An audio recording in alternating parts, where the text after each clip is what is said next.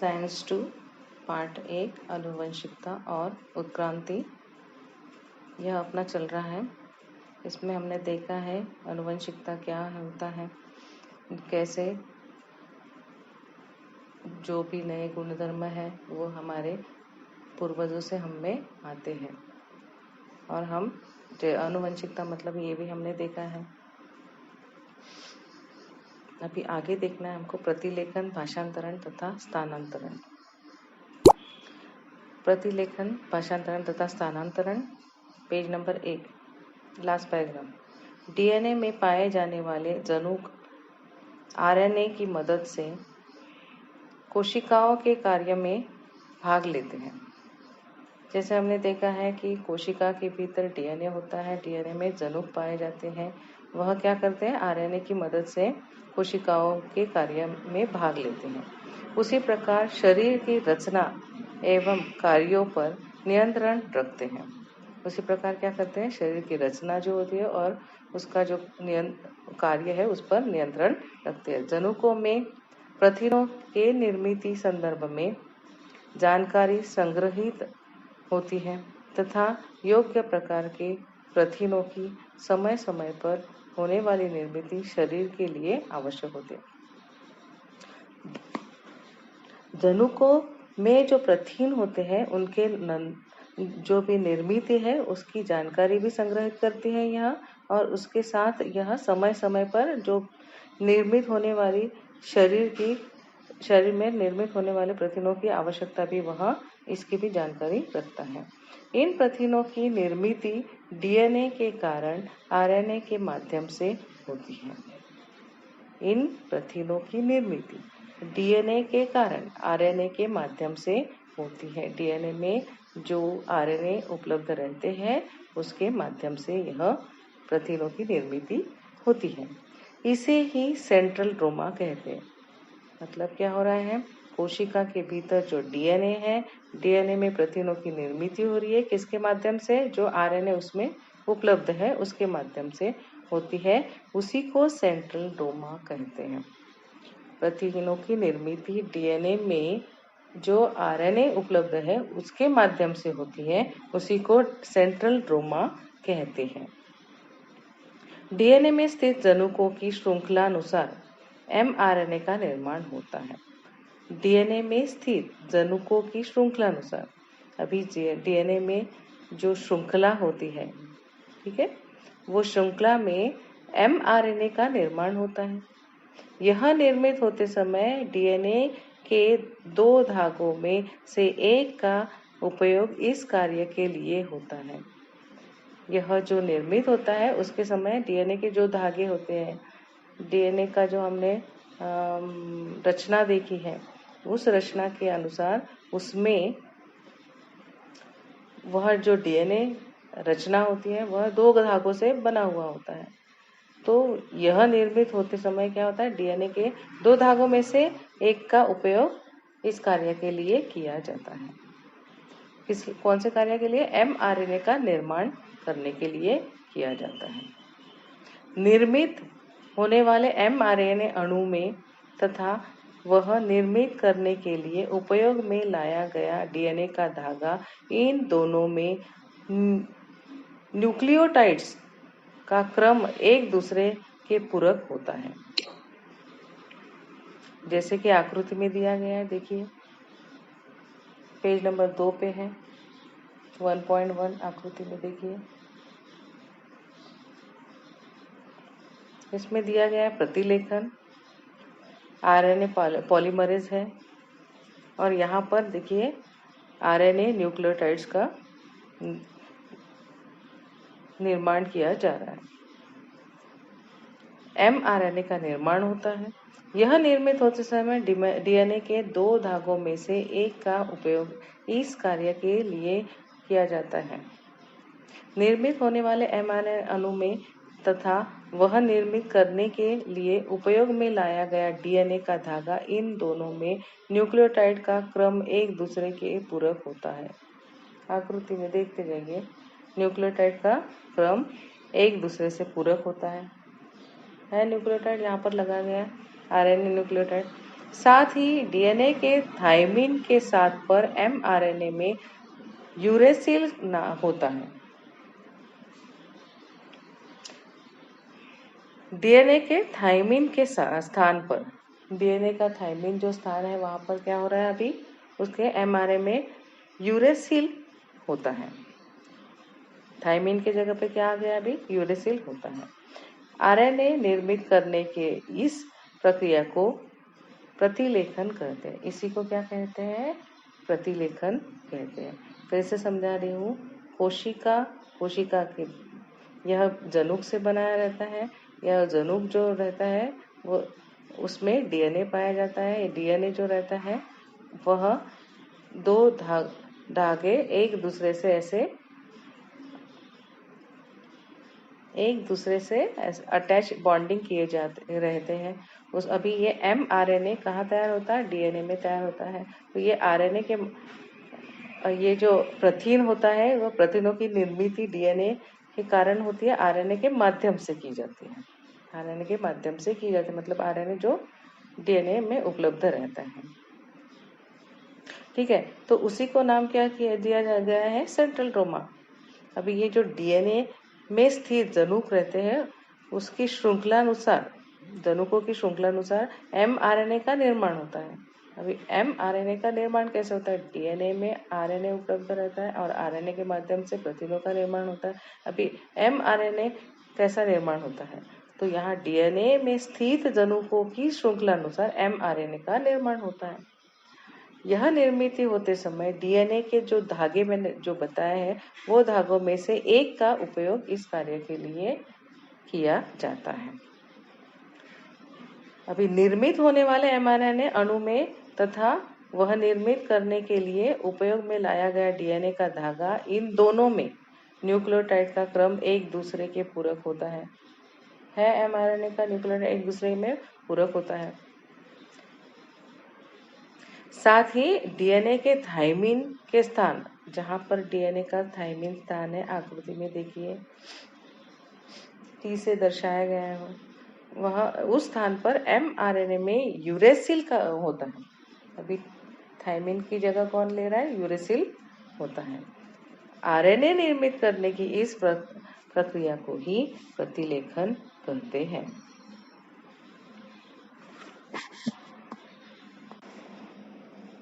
इसे और समझने के लिए देखिए आकृति, ये देखिए यह है प्रतिलेखन।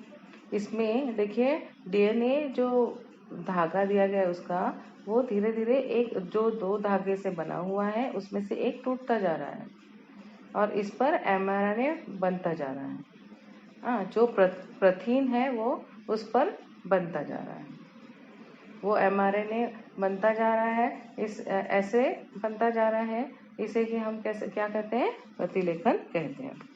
अभी पेज नंबर 2 आगे देखते हैं। कोशिका केंद्रक में निर्मित होने वाला एमआरएनए कोशिका द्रव्य में आता है। अभी कोशिका केंद्रक में निर्मित होने वाला जो एमआरएनए वो कहाँ आ रहा है, अभी कोशिका द्रव्य में आता है। वह आते समय डीएनए के ऊपर के सांकेतिक संदेश लेकर आता है। साथ में क्या लाता है वो, डीएनए के ऊपर के सांकेतिक संदेश लेकर आता है। इस संदेश में अमीनो अम्ल के लिए संकेत होता है। इस संदेश में अमीनो अम्ल के लिए संदेश होता है। प्रत्येक अमीनो अम्ल के लिए पाया जाने वाला संकेत, उसी को कोड कहते हैं, 3 न्यूक्लियोटाइड के समुच्चय के स्वरूप में होता है।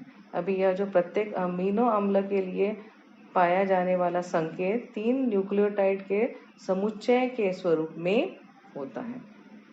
3 न्यूक्लियोटाइड के समुच्चय के स्वरूप में होता है और इसी को ट्रिपलेट कोडॉन कहते हैं।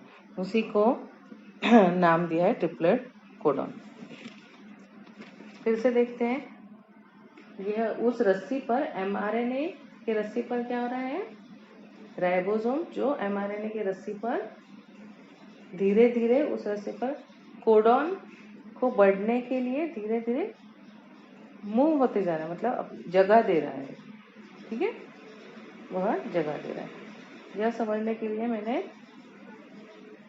अच्छे से और समझने के लिए एक वीडियो डिस्क्रिप्शन भेजा है, लिंक साथ में भेजिए, वो देखिए, फिर आपको और अच्छे से समझ में आएगा और आपका कंसेप्ट क्लियर हो जाएगा।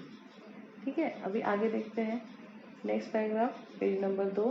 भारतीय वंश के डा हरगोविंद खुराना, इन्होंने सभी 20 अमीनो अम्ल के लिए पाए जाने वाले कोडॉन के खोज के कार्य में महत्वपूर्ण भूमिका निभाई। इसके लिए उन्हें 1968 में अन्य 2 वैज्ञानिकों के साथ नोबेल पुरस्कार प्राप्त हुआ। प्रत्येक mRNA यह हजारों कोडॉन से बना होता है। उसके ऊपर के संदेशानुसार प्रोटीन की निर्मित करने के लिए लगने वाले अमीनो अम्ल की पूर्ति करने का काम tRNA करता है। अभी कौन करता है? ये संदेश पहुंचाने का काम tRNA करता है। इसके लिए mRNA के ऊपर जिस प्रकार का कोडॉन होता है, उसके पूरक क्रम वाला एंटीकोडॉन tRNA पर होता है। इस क्रिया को भाषांतरण कहते हैं।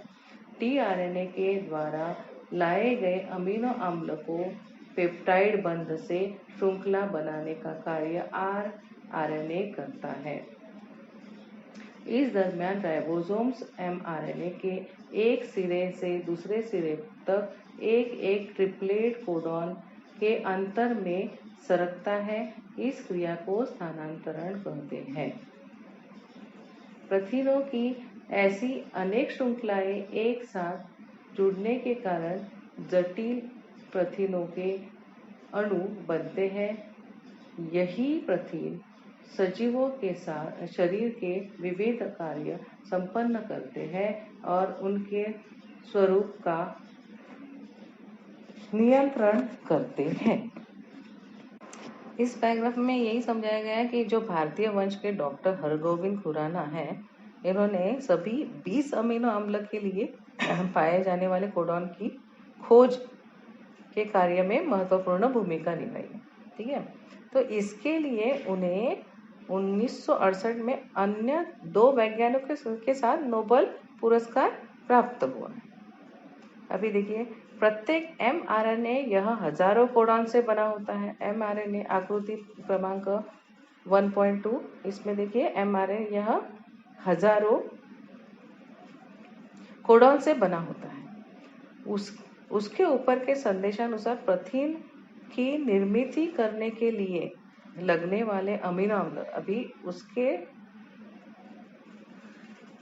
संदेशानुसार ऊपर के संदेश, जो उसके ऊपर के संदेश होते हैं, उसके अनुसार जो प्रोटीन की निर्मित हो रही है, उसके लिए लगने वाले अमीनो अम्ल की पूर्ति करने का जो काम है वो कौन करता है? वह tRNA करता है। उसी को ट्रांसफर RNA कहते हैं। ये क्या हो रहा है? ट्रांसफर हो रहा है। क्या हो रहा है? मैसेज ट्रांसफर हो रहा है, इसलिए उसी को क्या कर रहे हैं? tRNA कहते हैं। यह संकेत संदेशानुसार प्रोटीन की निर्मित करने के लगने वाले अमीनो अम्ल की पूर्ति करने का काम tRNA करता है। इसके लिए mRNA के ऊपर जिस प्रकार का कोडॉन होता है, आकृति देखिए, mRNA पर जिस प्रकार का कोडॉन होता है, उसके पूरक क्रम वाला और एंटीकोडॉन tRNA पर होता है। जो mRNA पर होता है, उसका पूर्ति करने के लिए एंटीकोडॉन tRNA पर होता है। देखिए mRNA, उस पर जो लग रहा है tRNA, मतलब ये क्या होता है? एंटीकोडॉन tRNA पर होता है। यहाँ पर कोडॉन दिए गए हैं, जैसे कि TGC, GAT, ऐसे ये कोडॉन होते हैं। ठीक है, और ये क्या है? राइबोसोम्स इसको अटैच हो रहा है। देखिए, इसके साथ tRNA के साथ ऊपर दिया है अमीनो अम्ल। इसी को एंटीकोडॉन tRNA पर होता है। इस प्रक्रिया को भाषांतरण कहते हैं। उसी को क्या कहते हैं? भाषांतरण। भाषांतरण मतलब ये होता है ट्रांसलेशन। भाषांतरण कहते हैं। tRNA के द्वारा लाए गए अमीनो अम्ल को पेप्टाइड बंध से श्रृंखला बनाने का कार्य rRNA करता है। अब ये जो tRNA के द्वारा जो अमीनो अम्ल लाया गया, आकृति में देखिए, अमीनो अम्ल की पेप्टाइड बंध से श्रृंखला बनाने का कार्य। ये देखिए, पेप्टाइड से श्रृंखला बनाने का कार्य कौन करता है? फिर ये आरएनए, आर मतलब राइबोसोम है, ये लग रहा है अटैच हो रहा है, आरएनए करता है। इस दरम्यान राइबोसोम mRNA के एक सिरे से दूसरे सिरे तक एक एक ट्रिपलेट कोडॉन के अंतर में सरकता है। अभी देखिए, इस दरम्यान राइबोसोम mRNA के एक सिरे से दूसरे सिरे तक, mRNA का देखिए एक सिरा, उसके साथ दूसरा सिरे तक एक एक ट्रिपलेट कोडॉन के अंतर में सरकता जाता है, सरकता जा रहा है। हाँ, यही मैं आगे इस क्रिया को स्थानांतरण कहते हैं। ये क्या हो रहा है? सरकता जा रहा है, इसलिए इसी को क्या कह रहे हैं? स्थानांतरण कहते हैं। स्थानांतरण मतलब ही क्या होता है? ट्रांसलोकेशन करते हैं। प्रथिनों की ऐसी अनेक श्रृंखलाएं एक साथ जुड़ने के कारण जटिल प्रथिनों के अणु बनते हैं। अभी यहाँ प्रथिनों की एक देखिए आकृति में कैसे हो रही है, प्रथिनों की श्रृंखला एक दूसरे से जुड़ती जाए, तो अनेक श्रृंखलाएं एक दूसरे से जुड़ने के कारण जटिल प्रथिनों की अणु बनते हैं।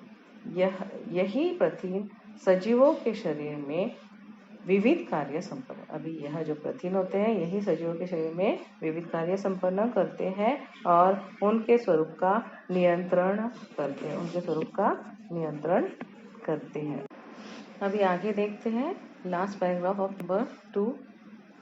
इसमें बताया गया है उत्परिवर्तन। अभी ये जो उत्परिवर्तन है, उत्परिवर्तन के कभी पॉजिटिव हो सकता है या कभी निगेटिव हो सकता है, मतलब इसके कभी नुकसान भी हुए हैं इसके और कुछ फायदे भी हो चुके हैं। तो ये जो उत्क्रांति है, उत्क्रांति के समय में इसके कई फायदे हमको सभी सजीवों में दिखाई दिए हैं। तो अभी देखते हैं इसके बारे में।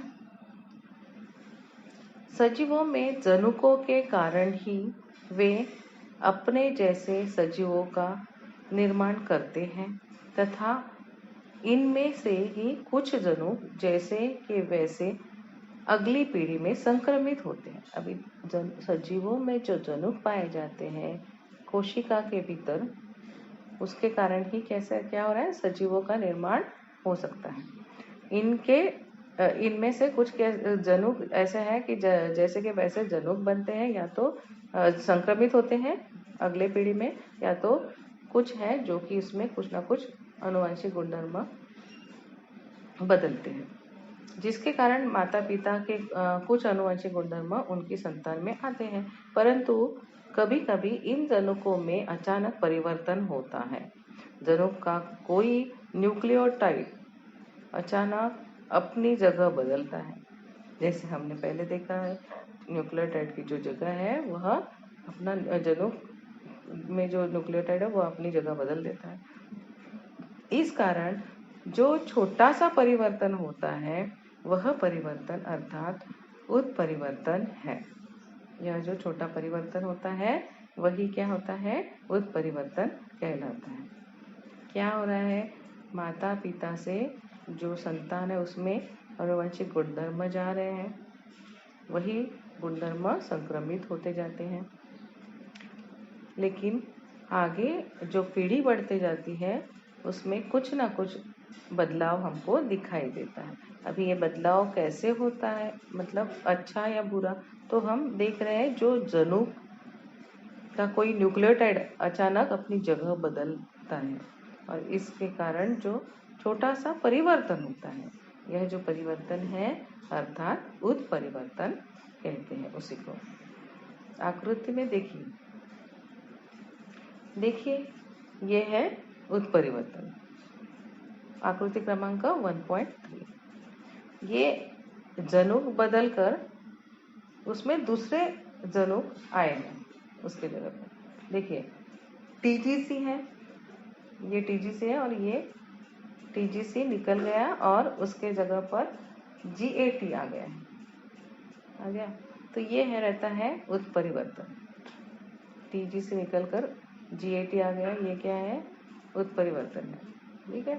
और उसके कारण हमको बदलाव दिखाई देते हैं। आगे, उत्परिवर्तन कभी सूक्ष्म तो कभी लक्षणीय होते हैं। अब ये जो उत्परिवर्तन दिखाई देते हैं सूक्ष्म होते हैं या तो कुछ लक्षणीय दिखाई बड़े मात्रा में दिखाई। जैसे उदाहरण दिया है, उत्परिवर्तन के कारण सिकल सेल एनीमिया जैसे जनुकीय विकृतियों का निर्माण होता है। यह क्या है? एक विकृति है, उसका निर्माण यह उत्परिवर्तन के कारण ही होता है, जो कि हमको दिखाई देता है।